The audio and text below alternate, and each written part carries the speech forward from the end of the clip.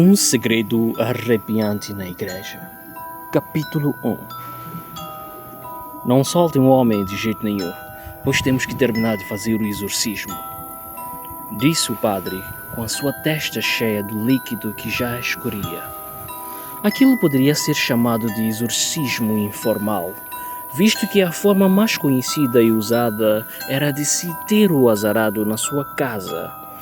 Para todos os processos formais e complexos, o calor começava a intensificar-se, como se fosse resultado das trevas que encontraram abrigo no corpo do homem que tinha algo por contar, algo que explicasse o motivo de ser o escolhido para carregar a maldição.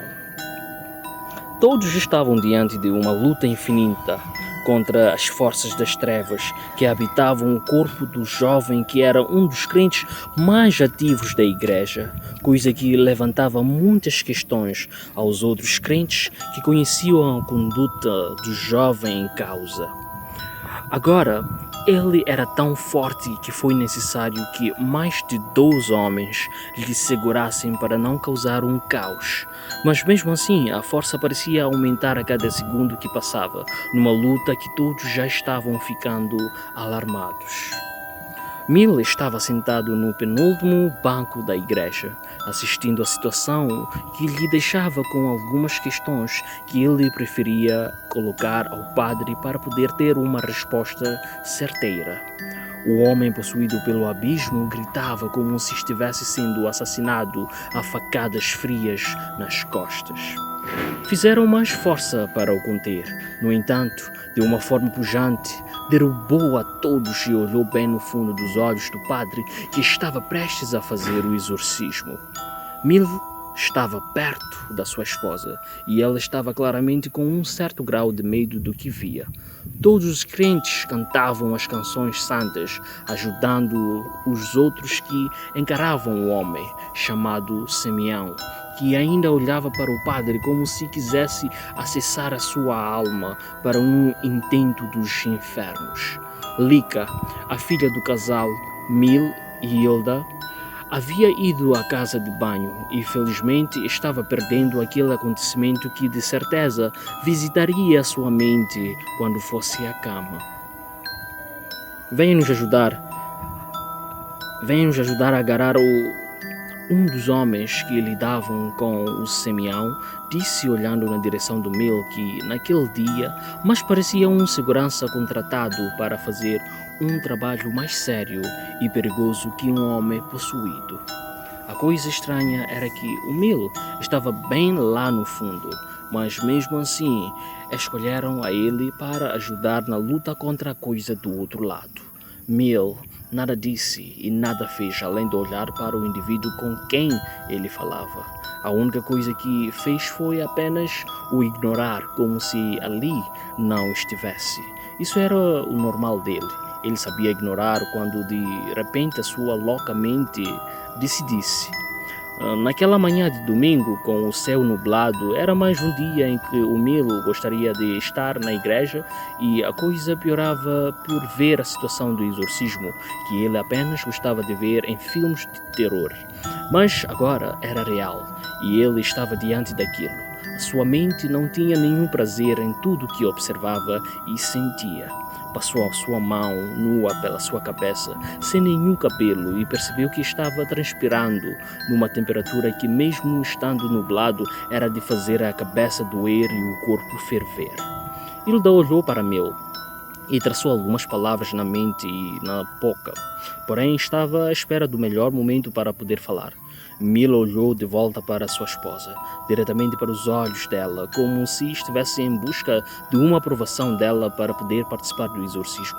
Mas dentro dele sentia-se não merecedor de participar daquilo, porque o seu senso comum o dizia que não tinha fé suficiente para poder ajudar aquela alma em sofrimento. Não vai? Hilda questionou ao seu marido. Ele calou por um tempo, mas a sua expressão facial mudou quando conseguiu visualizar Simeão com clareza. Não pode ser, ele disse discretamente. Os seus olhos ficaram arregalados e de imediato respondeu à sua esposa, surpreso. Vou sim. Hilda não estava entendendo nada, por isso não demorou para logo perguntar: "O que foi?" "Eu conheço aquele homem." O seu dedo indicador voou para a direção de onde estava o homem sofrendo numa luta contra algo do além. "Venha, meu filho."